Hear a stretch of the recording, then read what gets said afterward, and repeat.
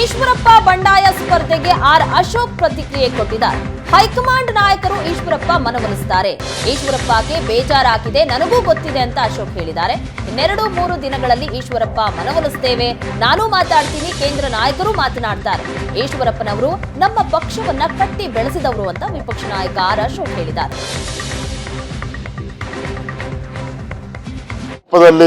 ಮಾತನ್ನ ಹೇಳಿದ್ದಾರೆ ಈಶ್ವರಪ್ಪನವರು. ಅದನ್ನೆಲ್ಲ ಶಮನ ಮಾಡುವಂಥದ್ದಕ್ಕೆ ನಾವೆಲ್ಲರೂ ಕೂಡ ಪ್ರಯತ್ನ ಮಾಡ್ತೀರಿ. ಈಶ್ವರಪ್ಪನವ್ರು ನೋವಾಗಿದೆ ನಿಜ, ಕಳೆದ ಬಾರಿನೂ ಕೂಡ ಟಿಕೆಟ್ ಕೊಟ್ಟಿಲ್ಲ. ಆ ನೋವಿನಿಂದ ಆ ಮಾತನ್ನು ಹೇಳಿದ್ದಾರೆ. ಸೊ ಅವ್ರನ್ನ ಸಮಾಧಾನ ಮಾಡುವಂಥ ಕೆಲಸ ನಾವೆಲ್ಲರೂ ಕೂಡ ಮಾಡ್ತೀರಿ. ಈಶ್ವರಪ್ಪನವ್ರಿಗೆ ಸರಿಯಾದಂಥ ಗೌರವ ಸಿಗಬೇಕು ಅನ್ನೋದ್ರಲ್ಲಿ ಎರಡು ಮಾತಿಲ್ಲ. ಅವರು ಕೂಡ ಪಾರ್ಟಿಯನ್ನು ಕಟ್ಟುವಂಥ ಸ್ಥಾನದಲ್ಲಿ ಅವರು ಕೂಡ ಶ್ರಮ ವಹಿಸಿದ್ದಾರೆ ಎಲ್ಲರ ಜೊತೆನೂ ಕೂಡ.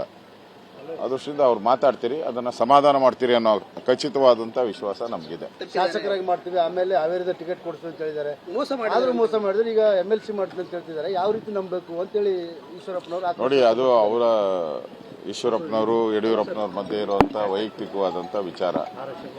ಅದರ ಬಗ್ಗೆ ನಾನೇನು ರಿಯಾಕ್ಟ್ ಮಾಡಕ್ ಹೋಗಲ್ಲ. ಆದ್ರೆ ಆಸ್ ಎ ಪಾರ್ಟಿ ಈಶ್ವರಪ್ಪನವರು ನಮ್ಮ ಪಾರ್ಟಿಯ ಅಧ್ಯಕ್ಷರಾಗಿ ಕೆಲಸ ಮಾಡೋದಂತವ್ರು. ಅವರು ಯಾವತ್ತೂ ಮೋದಿಯನ್ನೇ ಮತ್ತೆ ಪ್ರಧಾನಿ ಆಗಬೇಕು ಅಂತ ಬಯಸಿರುವಂಥವ್ರು. ಆ ದೃಷ್ಟಿಯಿಂದ ನಿಮಗೆ ಗೊತ್ತಾಗ್ತದೆ, ಅವರು ಮೋದಿ ಮತ್ತೆ ಪ್ರಧಾನಿ ಆಗಬೇಕು ಅಂತ ಹೇಳಿದ್ರೆ ನಮ್ಮಲ್ಲಿ ಒಡಕಾಗಬಾರ್ದು ಅನ್ನೋದು ಅವರ ಉದ್ದೇಶ ಇದೆ. ನನಗನ್ಸುತ್ತೆ ಇನ್ನೊಂದು 2-3 ದಿನದಲ್ಲಿ ಈಶ್ವರಪ್ಪನವರ ಪ್ರಕರಣವನ್ನು ಸುಖಾಂತ್ಯ ಮಾಡುವಂಥದ್ದಕ್ಕೆ ಎಲ್ಲ ಮಾಡ್ತೀವಿ.